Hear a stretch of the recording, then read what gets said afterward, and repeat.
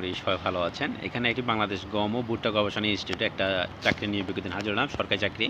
তো এখানে তারা বিশাল সংখ্যক এসএসসি, এইচএসসি স্নাতক ডিগ্রি পাশে আপনার সরকারি চাকরির জন্য আবেদন করার সুযোগ পাচ্ছেন। তো আমি আপনাদেরকে একটা রিকোয়েস্ট করব, ভিডিওটা আপনারা শেষ পর্যন্ত সুন্দর করে দেখতে থাকুন। এখানে অসংখ্য পদে একটা নিয়োগ প্রকাশ হচ্ছে গণতন্ত্র বাংলাদেশ সরকারের অধীনে।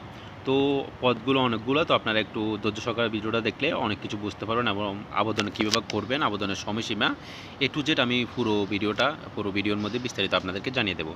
এটি একটি, শুরুতে বলি, এটি একটি রাজস্ব খ্যাতভূত একটি সরকারি চাকরি। এখানে প্রথমে 1 নম্বর পদে আমি কিন্তু সংক্ষেপে বলে যাবো, যদি কোনো কিছু আপনাদেরকে বুঝতে অসুবিধা হয় আমাকে কমেন্ট বক্সে কমেন্ট করবেন, আমি সাথে সাথে আপনাদেরকে হেল্প করবো, বা আমার উপরে যে স্ক্রিন উপর যে নাম্বারটা দেখতে পাচ্ছেন হোয়াটসঅ্যাপ নাম্বার, এই নাম্বার আপনারা হোয়াটসঅ্যাপ করলে আমি আপনাদেরকে চাকরি সংক্রান্ত যে কোনো সমস্যা সমাধান করার জন্য চেষ্টা করব। এখানে প্রথম 1 নম্বর হচ্ছে সিনিয়র সহকারী পরিচালক। এখানে লোক একজন নেবে। এই পদে আবেদন করতে হলে আপনাকে মানব সম্পদ ওই বিষয়ে আপনাকে একটা ব্যবস্থাপক বিষয়ে আপনাকে যে কোনো দ্বিতীয় শ্রেণীর থেকে আপনাকে জিপিএ 2.50 উপর একটা স্নাতক ডিগ্রি লাগবে, এবং এই বিষয়ে অভিজ্ঞতা থাকলে আপনি আবেদন করতে পারবেন। মূল কথা হচ্ছে এটা। দ্বিতীয় নম্বর হচ্ছে বৈজ্ঞানিক কর্মকর্তা। যারা বৈজ্ঞানিক কর্মকর্তা, অবশ্য অনেক ভালো একটা পদ, 6 জন লোক নিয়োগ দেবে। এখানে আপনাকে কৃষি বিজ্ঞান, তারপর অর্থনীতি, মানে কৃষি সম্পর্কে আপনাকে একটা 4 বছরের একটা ডিপ্লোমা লাগবে, বা একটা 4 বছর মেয়াদে একটা স্নাতক বা ডিগ্রি লাগবে, তাহলে আপনি আবেদন করতে পারবেন এখানে। তো এরপরে 3 নম্বরে দেখেন খামার তত্ত্বাবধায়ক। এখানে 4 জন লোক নিয়ে দেবো। সেম আপনাকে কৃষি বিষয়ে আপনাকে 4 বছর একটা স্নাতক ডিগ্রি পাস লাগবে, তাহলে আপনি আবেদন করতে পারবেন। এরপরে 4 নম্বরে দেখেন সহকারী পরিচালক। লোক নেবে 2 জন। এই পদে আবেদন করতে আপনাকে স্নাতক ডিগ্রি পাস করতে, পাশে আপনাকে কম্পিউটারের বেসিক ধারণা জানা থাকলে আপনি এই পদে আবেদন করতে পারবেন।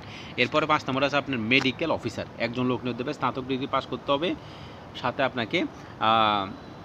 একটা আপনাকে স্নাতক ডিগ্রি পাস করতে হবে, সেটা বলছে আপনাকে বিজ্ঞান বিভাগ থেকে একটা স্নাতক ডিগ্রি পাস করতে হবে, তাহলে আপনি আবেদন করতে পারবেন, যেটা হচ্ছে আপনার মেডিকেল অফিসার। এগুলো ভালো মানের পোস্ট কিন্তু। এরপর আপনার সহকারী প্রকৌশলী। এখানে 2 জন লোক নিয়োগ দেবে। আপনাকে স্নাতক বা ডিগ্রি পাস করলে আপনি আবেদন করতে পারবেন।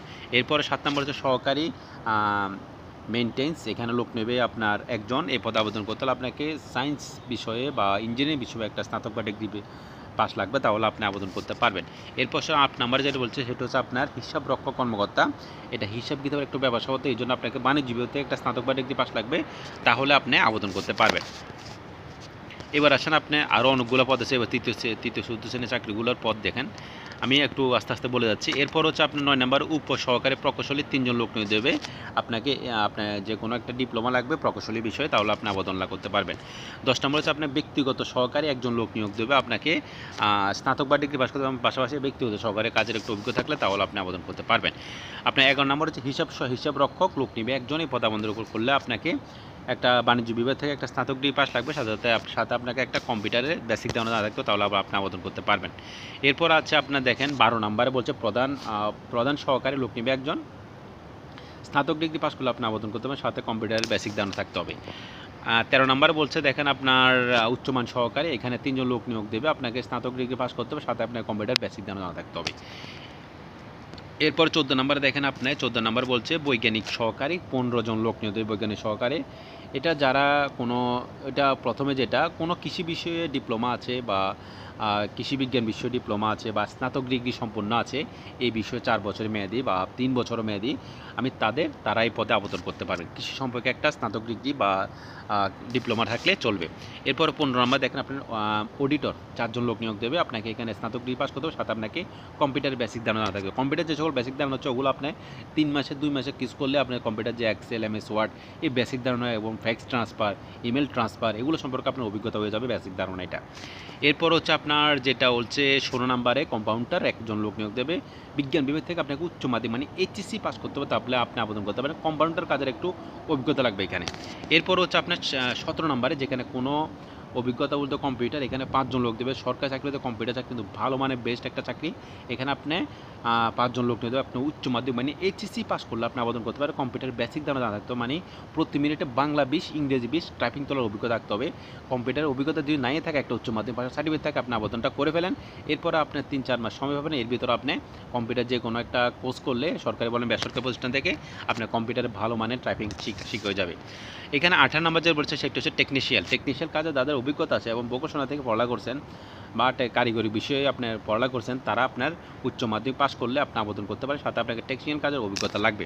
এরপর হচ্ছে স্টোর কিপার। স্টোর কিপার সবাই কম বেশি পদটা সময় পরিচিত। এখানে একটু কম্পিউটারে একটু সামান্য একটু দক্ষতা লাগে, কম্পিউটারে একটু বেসিক জানা থাকতে হবে, সাথে আপনাকে উচ্চ মাধ্যমিক মানে এইচএসসি পাশের একটা সার্ভে লাগবে। এরপরে দেখেন এসএসসি পাশে অফিসক, যেটা সবটা পদের মধ্যে নিয়োগ দেয়। অফিসক আপনি 8 জন লোক নিয়োগ দেবে, কোনো অভিজ্ঞতা লাগবে না। এসসি পাশে সার্টিফিকেট থাকলে আপনি আবেদনটা করে ফেলেন, পরীক্ষার মাধ্যমে টিকলে আপনার চাকরি এখানে একবারই এই যে অফিসকে। এরপরে যে কোনো একটা সরকারি চাকরিতে প্রবেশ করেন, এরপরে আপনার স্বপ্ন যে বড় পোস্টের সেটা আগে একটা নেওয়ার পরে আপনি ওই বড় পোস্টে প্রকাশ দেন যে আমার তো চাকরি একটা হয়েছে, আমি আরেকটার জন্য চেষ্টা করব। আমার একটা চাকরি হয়ে গেলে আপনার কনফিডেন্স লেভেল অনেক বেশি বাড়িয়ে যাবে। তাই মনে করি আপনি যে কোনো প্রথম ছোটো পোস্ট থেকে শুরু করেন, অফিসক, আপনার অফিসকের কাম কম্পিউটার ক্ষুদ্র করি, মানে যে সকল ছোটো স্টোর কিপার, যে সকল ছোটো ছোটো পোস্ট আছে যেগুলোতে অভিজ্ঞতা তেমন চাই না, শুধু সার্টিফিকেটটা চাই, সেগুলোতে আবেদন করেন। এরপরে প্রবেশ করার হবে পরে আপনি নিজের চেষ্টা করে আরেকটা ধরে একবার ওয়ান টাইম। বর্তমানে যারা সরকারি চাকরি করে একটা, আর তার 2-3টা চেঞ্জ করে বলতে পারে, একটা আগে আপনাকে হতে হবে। এবার আসেন আবেদনটা কীভাবে করবেন আমি একবার আপনাদেরকে বলে দিই। আবেদন করার আগে আপনার দেখেন বয়স হবে 18 থেকে 32 বছর বয়স হলে আপনি আবেদন করতে পারবেন। এবার আসেন আবেদনটা কীভাবে করবেন। আবেদনটা কীভাবে করবেন একবার এই যে আমি আপনাদেরকে বলে দিচ্ছি।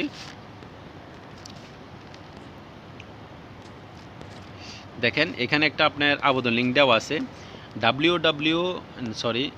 http://bwmiri.teletalk.com.bd। এটি তাদের সরকারি চাকরি ভুট্টা গবেষণা ইনস্টিটিউটের ওয়েবসাইট লিঙ্ক। এখানে চাইলে আপনারা আবেদন করতে পারেন ওয়েবসাইট লিঙ্ক থেকে। আপনার বাজার আশেপাশে অবশ্যই এমন কোনো কম্পিউটার দোকান আছে যেখানে সরকারি চাকরি আবেদন করা হয়, তাদের কাছ থেকে আবেদন করে নেবেন। কিন্তু যারা আমাদের মাধ্যমে অনেকগুলো আবেদন করছেন, আমরা অলরেডি অনেকগুলো মানুষের আবেদন করে দিচ্ছি, অনেকগুলো শিক্ষার্থীদের।